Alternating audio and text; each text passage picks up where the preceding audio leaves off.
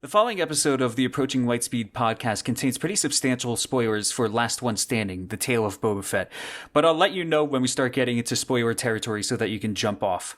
This episode's also being done with the assumption that you have seen or are at least familiar with the plot of the original Star Wars trilogy.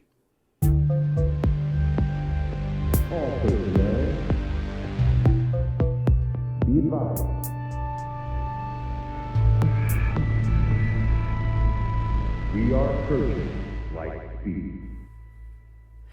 I'm not even 2 weeks into this podcast and I'm already playing fast and loose with the mission statement.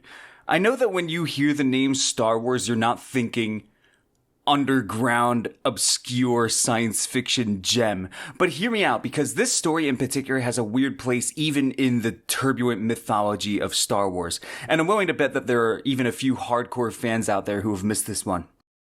So, for those of you who don't know, there was some drama a few years ago back when Disney first purchased the Star Wars IP. They had made the decision to decanonize all of the expanded universe, which was the video games and the books that were supplemental to the movies, in favor of this new canon that they wanted to develop themselves. What this means is that entire chapters of the Star Wars universe were rendered irrelevant to this new story basically overnight. But the story I have in mind was contradicted over a decade before this acquisition even happened. As of the recording of this podcast episode, the show The Book of Boba Fett has recently concluded, so I figured there was no more appropriate time than now to talk about the other Book of Boba Fett. I present to you Last One Standing, The Tale of Boba Fett by Daniel Keyes Moran. This story was one of several that were collected in this anthology called Tales of the Bounty Hunters, which was published in 1996, 3 years before the first prequel film, and therein you're starting to see where the contradictions I mentioned earlier are coming into play. Each of these stories focuses on one of the bounty hunters that was present on Darth Vader's ship in Empire Strikes Back, with Last One Standing, of course, focusing on Boba Fett. Up until now, Boba Fett was this Saturday morning cartoon villain. He was a faceless henchman, even in the movies and the holiday special, which means that he didn't really have any kind of consistent character until Daniel Keyes Moran decided to try to make a backstory for him in this one.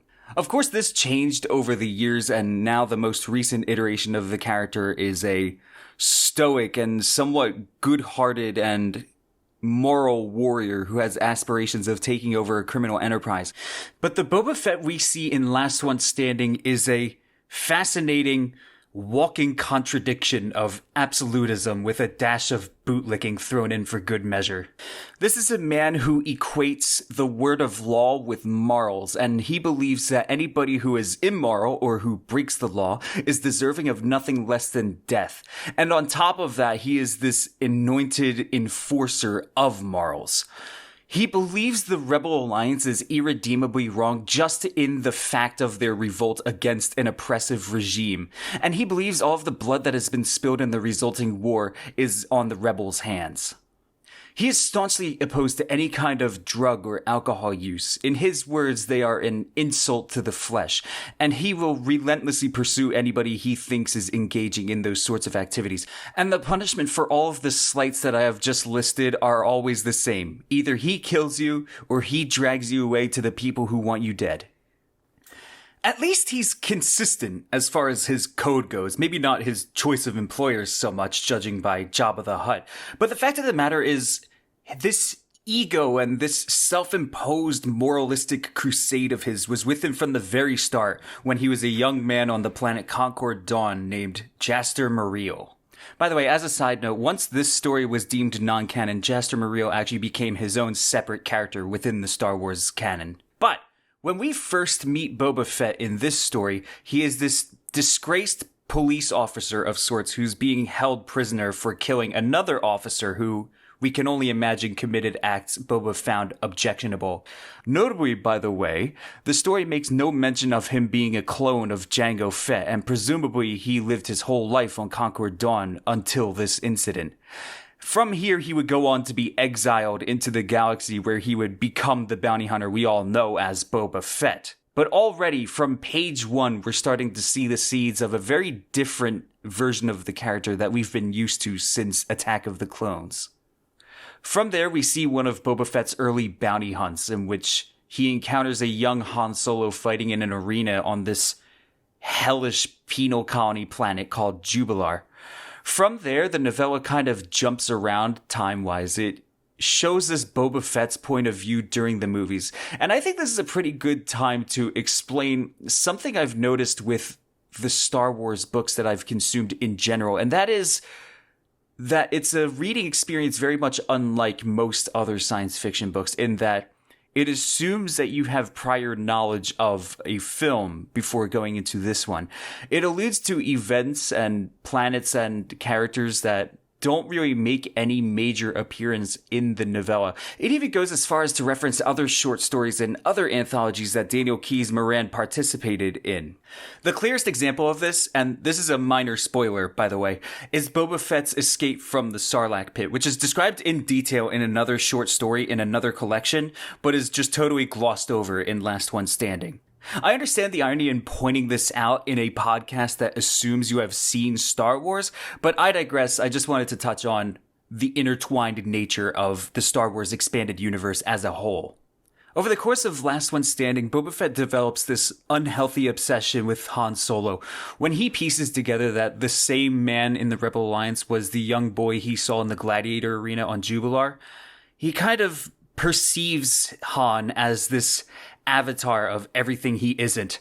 Where Boba Fett holds the laws of the Galactic Empire sacred, Han Solo thumbs his nose to them and operates in complete disregard for them. Where Boba sees drugs and alcohol as an insult to the flesh, Han Solo is off gallivanting and smuggling those very drugs and alcohol for criminal organizations. In Boba Fett's mind, Han stands as this monument to lawlessness and chaos, where Boba fancies himself as this instrument of justice and order.